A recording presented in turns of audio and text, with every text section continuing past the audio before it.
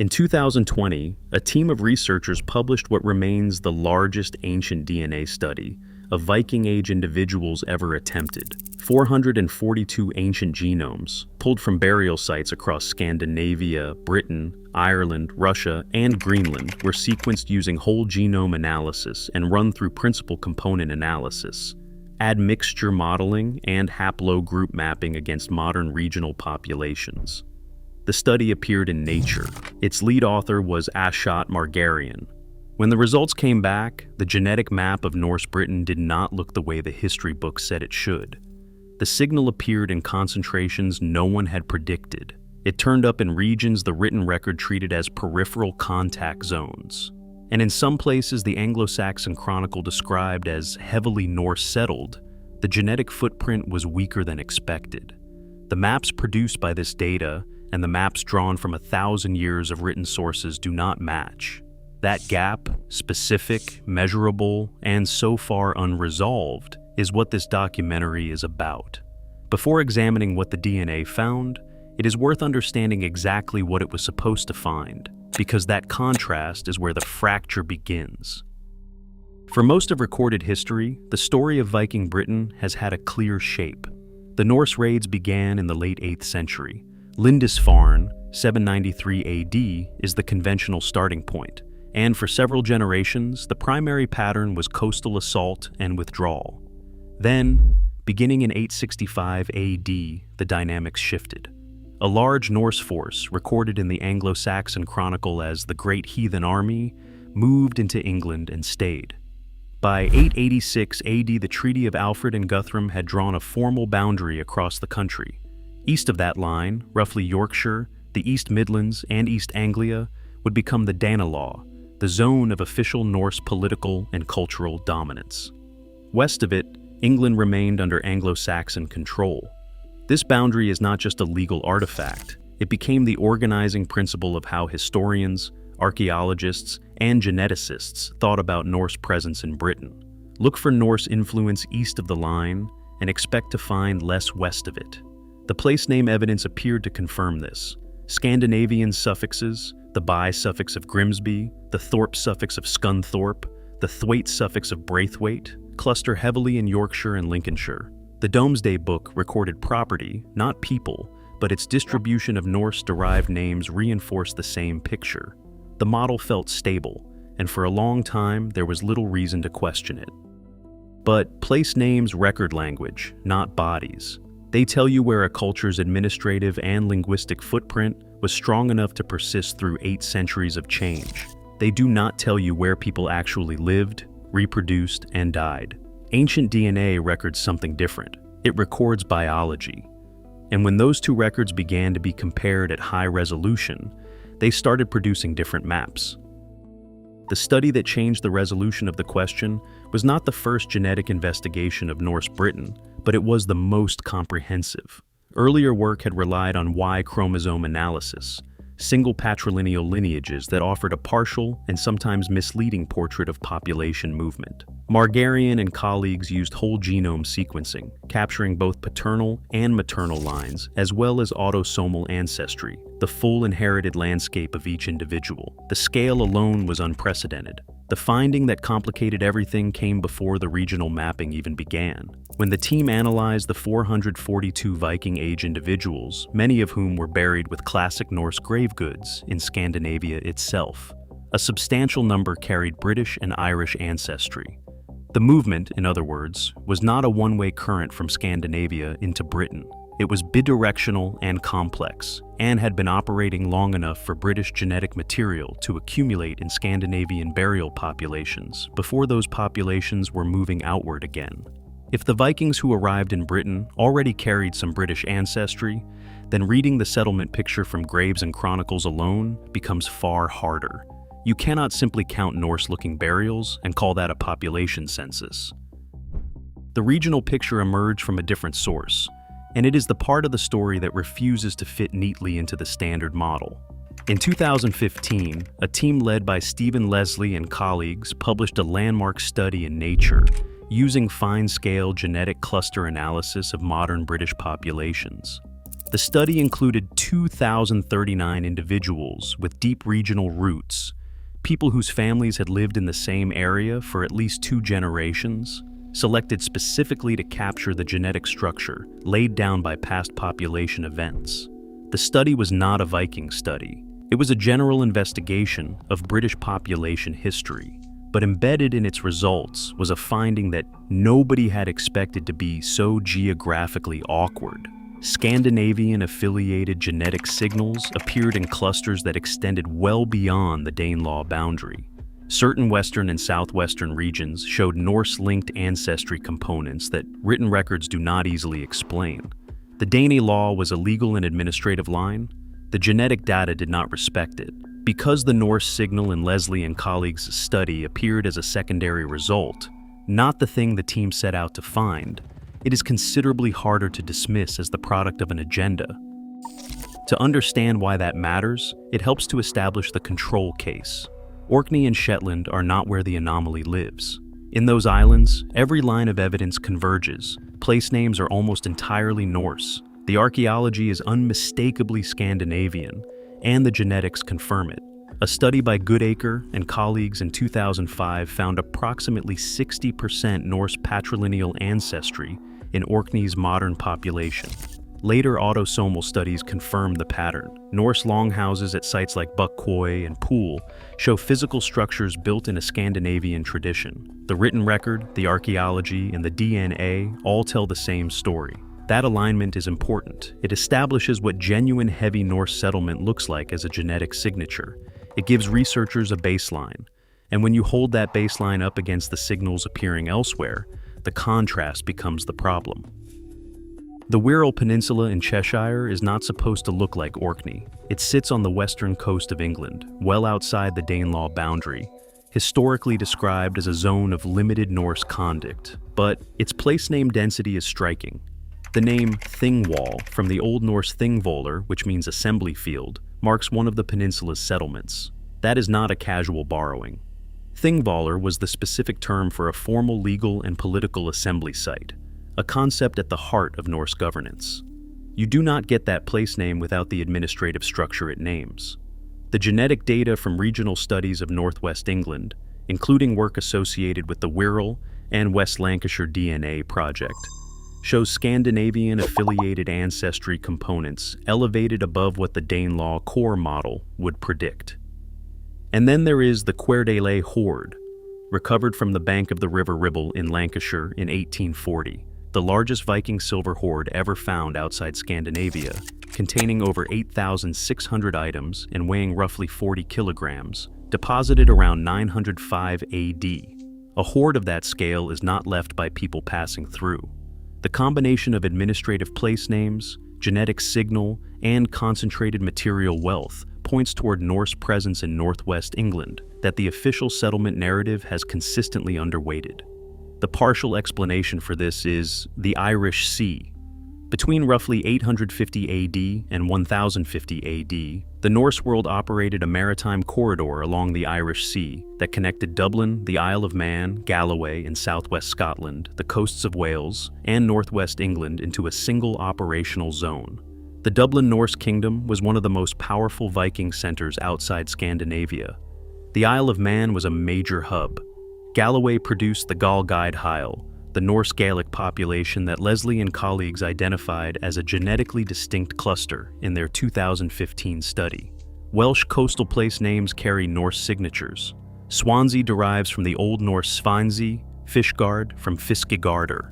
The Irish Sea corridor is real, documented, and archaeologically supported. And acknowledging it creates a problem for how the story of Norse Britain has been told, because most of the regional archaeological literature treats Irish, Scottish, Welsh, and English Norse settlement as separate phenomena studied by separate national traditions. The genetic and place name data suggests they were part of a single integrated maritime system, and that modeling them separately may be producing a picture that is artificially fragmented. The geographic anomaly is difficult enough. The chronological question is harder. When researchers examined haplogroup distributions and identity by descent segment analysis, Some of the patterns suggested that Norse-affiliated genetic input had been entering British populations earlier than the major documented settlement events would predict. Haplogroup I1, strongly associated with Scandinavian ancestry, is distributed across Britain in a pattern that does not map cleanly onto the Great Heathen Army model after 865. Schiffels and colleagues in their 2016 ancient DNA study of British populations spanning the Iron Age through the medieval period raised questions about the timing and volume of Scandinavian genetic contribution that a simple Danelaw-era settlement model does not fully resolve. The dating inferences from coalescence analysis carry real methodological uncertainty and are actively contested. Geneticists are the first to acknowledge that population event timing from DNA is less precise than radiocarbon dating a physical object. But the criticism of the timing methodology does not erase the distributional pattern. The signal appearing in unexpected places is a measured fact. When it was deposited remains a harder question. One possible answer is that some of what looks like Viking-age Norse ancestry is actually older, deposited not by the Scandinavians of the 9th and 10th centuries, but by the Anglo-Saxon settlers of the 5th and 6th centuries. This is the confound that most cautious researchers reach for, and it is not without merit. Schiffels and colleagues demonstrated that the Anglo-Saxon migration into Britain was far larger than the cultural diffusion model had assumed, with ancestry replacement reaching as high as 38% in some Eastern English populations within a few generations. Those migrants came from what is now Denmark and northern Germany, a population genetically overlapping with later Norse Scandinavians. Some portion of the Norse-affiliated signal in modern British DNA may be pre-Viking ancestry deposited by earlier Germanic migration. The confound is real and should not be dismissed. But it works best as an explanation for Eastern England, where the Anglo-Saxon signal is strongest and best documented. It does not account for the Irish Sea corridor data. It does not explain the elevated Norse components in the Wirral and coastal Scotland in the same way. And it does not dissolve the regional clustering anomalies in Leslie and colleagues that appeared in populations west of the Danelaw line. The confound sharpens the question rather than closing it. Which regions cannot be explained by Anglo-Saxon ancestry alone? This is where a comparison becomes essential, not as rhetorical comfort, but as a genuine historical precedent. For most of the 20th century, the academic consensus on Anglo-Saxon settlement held that Roman Britons had essentially adopted Anglo-Saxon language and culture without major population displacement. Scholars pointed to the difficulty of distinguishing culturally Anglo-Saxon individuals from native British ones archaeologically, to the continuity of some Roman infrastructure, and to the limitations of the written record. The cultural diffusion model was mainstream as recently as the 1990s. Then, ancient DNA arrived. Schiffels and colleagues in 2016, followed by Gretzinger and colleagues in 2022, in what was the largest genomic study of Anglo-Saxon Britain ever conducted and published in Nature, showed something the cultural evidence had entirely missed. They found genuine mass migration, with ancestry turnover in some Eastern English populations reaching as high as 76% within a few generations. The written record and the archaeology had pointed one direction, the DNA pointed another, and the DNA was right. The revision was not marginal. It rewrote one of the central narratives of early British history. That precedent matters here, because the logic being applied to the Norse question is identical. High-resolution genomic data appearing to diverge from what the documentary and archaeological record had established. It happened before. The question is whether it is happening again. If the DNA evidence is taken seriously, as a map of actual demographic presence rather than cultural influence, then the implied picture of Norse Britain is considerably larger and more geographically dispersed than the official model allows. Combining the Leslie and colleagues cluster data with the Margarian and colleagues genomes, the Orkney baseline, the Northwest England signal, the Irish Sea corridor findings, and the Anglo-Saxon confound subtraction, what remains after controlling for pre-Viking Scandinavian ancestry is a Norse genetic signature in parts of Western Britain, coastal Wales, southwest Scotland, and northwest England that the settlement maps and standard textbooks do not account for. No single published paper presents this synthesis as a concluded finding. Researchers are appropriately cautious about cross-study inference. But the individual components are all peer-reviewed results, and the pattern they suggest is consistent enough that treating it as coincidental requires a specific argument, not a general one. The most honest explanation for why the written record missed this is also the most structural. The Anglo-Saxon Chronicle was a royal and ecclesiastical document. It recorded armies, kings, battles, church grants, and political events. Domesday Book was a tax and landholding survey. Place name's survival depends on administrative continuity. A Norse place name persists when the Norse administrative presence was strong enough to write itself into official usage for generations. What none of these sources was designed to capture was ordinary demography.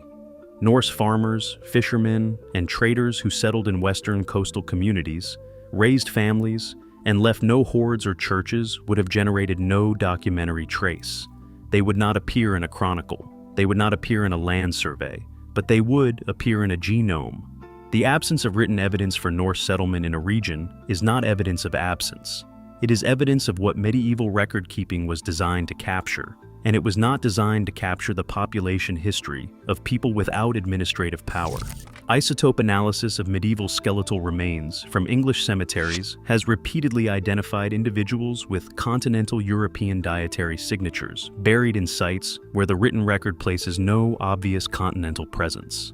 People moved, settled, and disappeared from history all the time. The documents recorded some of them.